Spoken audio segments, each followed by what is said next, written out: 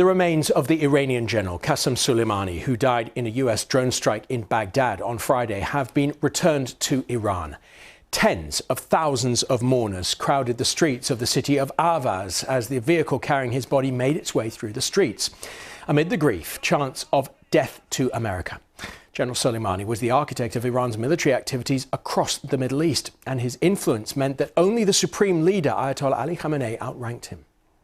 And these are live pictures of those funeral processions. This is the scene currently in Mashhad. The cortege is continuing to make its way across the country before the funeral on Tuesday itself. And the assassination marked a significant escalation between Iran and the United States. Tehran's leadership has threatened severe revenge. President Trump, who authorized the attack, has warned against any retaliation. Lina Sinjab reports from Beirut. A sea of mourners across Iran. Thousands are out to bid farewell to a man respected by many at home and feared abroad. Major General Qassem Soleimani's body arrived in Iran early on Sunday morning. 3 days of mourning begins here in Ahvaz before moving to Tehran on Monday, and then the burial in his hometown in Kerman.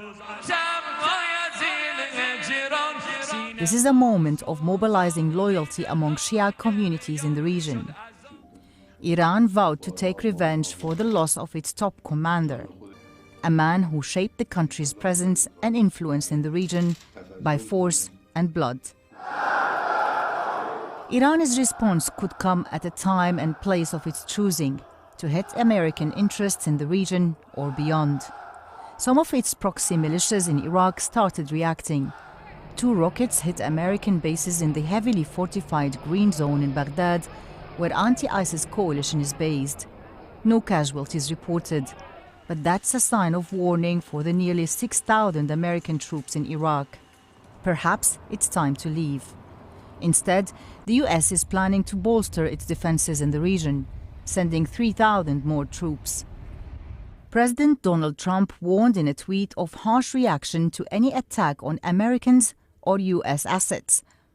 He says the US has targeted 52 Iranian sites to strike if any escalation. The world is calling on self-restraint. But the loss is big for Tehran, and the consequences could be severe for the US and adds tensions to an already complex region. Lina Sinjab, BBC News, Beirut. In the last hour, Iran has announced it's planning to roll back further on the commitments it made when it signed a deal on its nuclear program in 2015. President Trump, of course, pulled out of the deal in 2018, and Iran has been gradually moving away from it since then.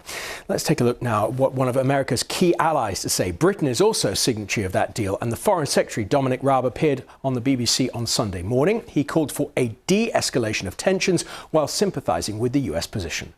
We understand the action they took, but we also need to be very clearly focused on what happens next. We want to de-escalate the tensions. We want to see a route through this crisis. We do not want to see a major war in the Middle East. The only group or players that would benefit from that would be the terrorists and Daesh.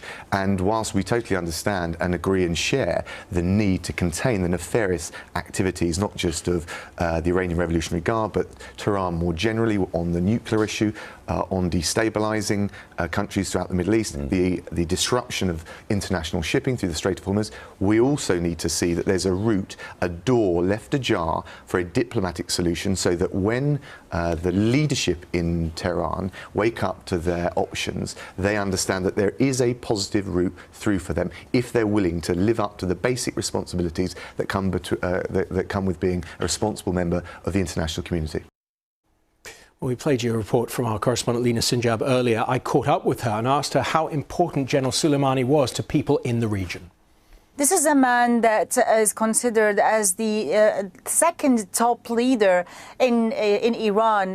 The assassination is seen as, violation of sovereignty, violation of their pride as well. So the big rallies that we're seeing today are genuine in support of someone who they see as someone who shaped their presence in the region. Of course, there are voices in Iran who oppose Soleimani. We've seen protests in the past couple of months where he himself ordered the killing of hundreds of protesters who are calling for change inside Iran.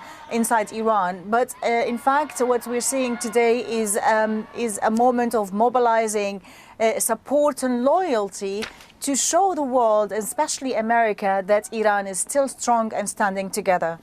You mentioned America there. What is Iran saying to the United States at the moment? Well, it's been since minute one of the assassination that they're threatening to hit back, to retaliate, and that what they have done is like a violation, is a war crime. They even, some of its leaders, they called the Americans as this act as a terrorist act.